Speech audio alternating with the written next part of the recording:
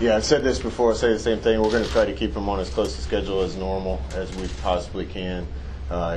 He had a full day of practice today. He's been limited.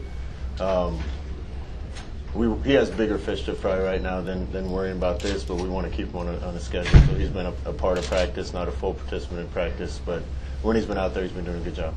Scott, how do you feel about how the interior of that O-line is shaping up halfway through the spring? Yeah, we're getting better everywhere, and it's fun to watch. Feel really good about the two tackles we have. Obviously, they come back with a lot of experience and have gotten better. We got to make sure and solidify the middle of that O-line. Bo Wilson stepped in and did a great job last year. We got a center and a guard to replace. I think there's been some good and some bad. It's still working itself out, but there's been a lot of guys doing some good things. Will Farniak's been doing some good things. Trent Hickson's been really impressive in spring ball, and a bunch of other guys. But that competition's ongoing, and we'll see where we are at the end of spring. Are you getting some consistency at the wide receiver spot that you're looking for? We're starting to see more consistency. If I had to just pick a couple guys, Andre Hunt's really stepped it up the last few practices. Woody stepped it up the last few practices. Those guys need to keep going. We got a bunch of guys that are capable of making the plays. We just have to do it consistently. It's gotten better, but we still have a ways to go. What things have you seen in this year to spring that maybe are similar or different to what you saw at UCF in that second year in terms of figuring things out, kind of turning the corners for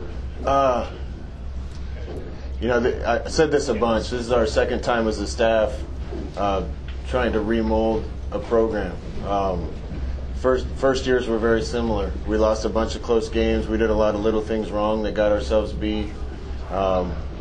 Had some issues, had some holes. I wouldn't say it got better in our last job until fall of year 2. I see a similar track right now. I see vast improvement from one spring ball to the next. We're still not complete. We still got a ways to go. But the majority of the real severe improvement that happened down there happened second fall camp. And I'm thrilled with where we are right now in spring. Obviously, we've got a whole new wave of new guys coming in this summer and this fall that we're looking forward to. That'll help our depth and help some other issues.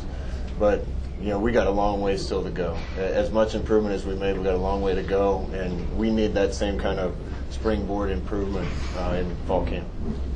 Last time we talked to you, Wandale was held out. Is the hamstring back where it needs to be, you think? Yeah, he's been full this week. I wouldn't say he's 100% yet, but he's still looking pretty good at 80% or whatever he is. From what you can tell, how is he acclimating to college life?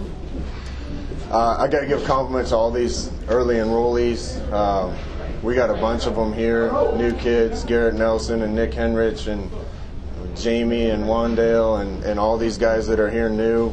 Not only are they doing well on the football field, they're doing well in school. They're good members of the team. They're around our office all the time because they love football. They're the type of guys we want. And if that's any indication of the type of class we recruited, then I think we're going to be really happy with last year's signing class. Has Darion Daniels been as advertised on the field so far? I tell you, Darion's making plays on the field, but that's not the most impressive part of Darion. It would be really hard for somebody to change teams, come into a new college program, and be a leader immediately, but that's what he's done. He's brought a spark to that D-line, I think a sense of accountability to the D-line and to the whole defense. He's going to be a real asset for us, and I'm not just talking about on the field. He's going to help us on the field and off. What are one or two of the biggest differences that you would point to with your defense now compared to maybe a year ago or even fall camp last year that you see? I guess I'd relate it to this. I was a quarterback in college, and somebody thought I should be a DB in the NFL. My first year, I had no idea what I was doing. My second year, I probably had no idea what I was doing. Once you figure it out, you can just play faster. You can let everything go and just attack the ball and go try to make plays. And I see our whole defense doing that. They were learning a scheme. It takes a long time to really feel comfortable in it. But now that the guys know their assignments, I just see the entire defense playing faster with more intensity and getting to the ball faster. Scott, you're basically halfway through spring ball. What are you going to focus on these last 2.5 weeks up until the spring game? Just continued improvement. And I think what really needs to continue to improve is little details. We're not having the bus of assignments anymore. We're not having guys not knowing where to go, guys not recognizing signals. Now it's just the little things that make the defense work, or the little things that make the play work on offense. And that'll keep coming. What I'm impressed about is last year we had a real drop-off in the middle of spring ball, and that's common.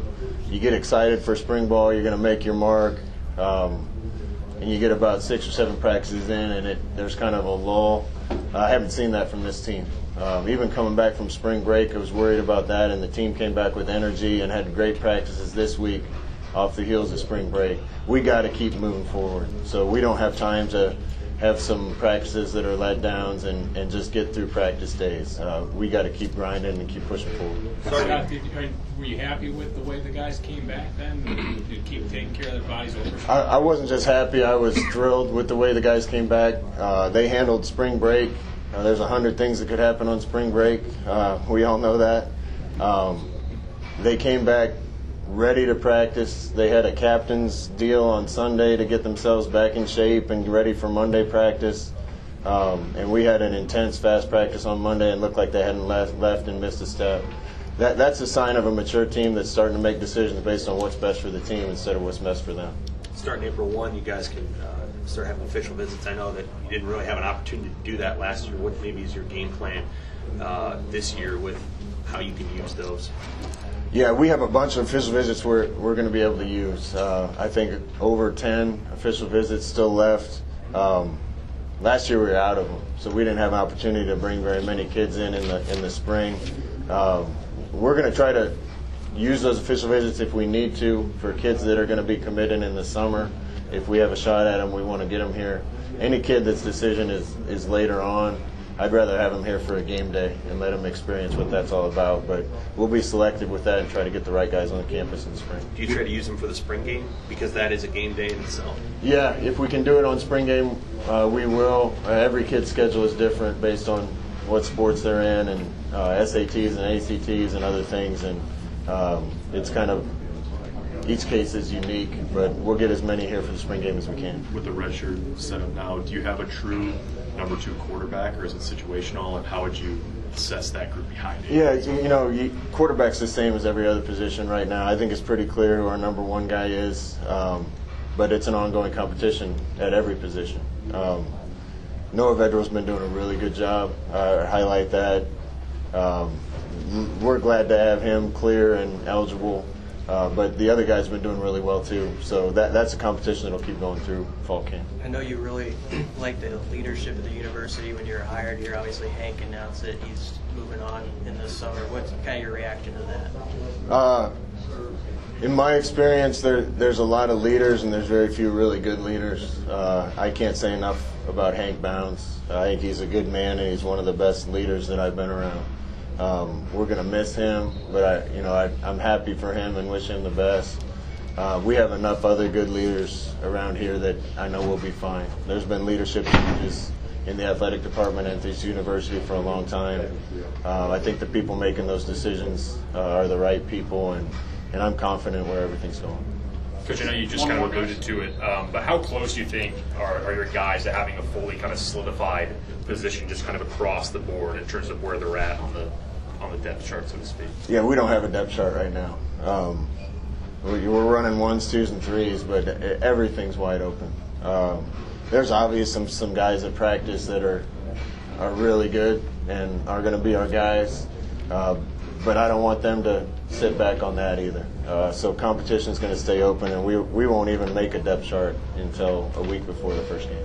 Scott, I like the competitiveness with the goal line drill, especially when you're going one-on-ones, and how can that benefit the team? One-on-one with O-line, D-line? Yeah, on the goal line. Listen, guys that I want in this program are guys that love to compete. We didn't have enough of that when our staff got here. We had competition today. It was offense versus defense. It was our second time doing it. Every play mattered. Every rep mattered. We were keeping score. Whether it's fair or not, and whether a lot of people like it or not, there's a scoreboard in life, in football, in everything. We shouldn't run from that. We should embrace that. And I want guys that are at their best when the chips are down and we need to compete. It was really close today. right at the end, the defense picked it up and competed better than the offense, and the defense won the day. But I see more guys that are the type of guys we want, that are ready to compete no matter what, and excited for those opportunities, and they want to make the play when it matters.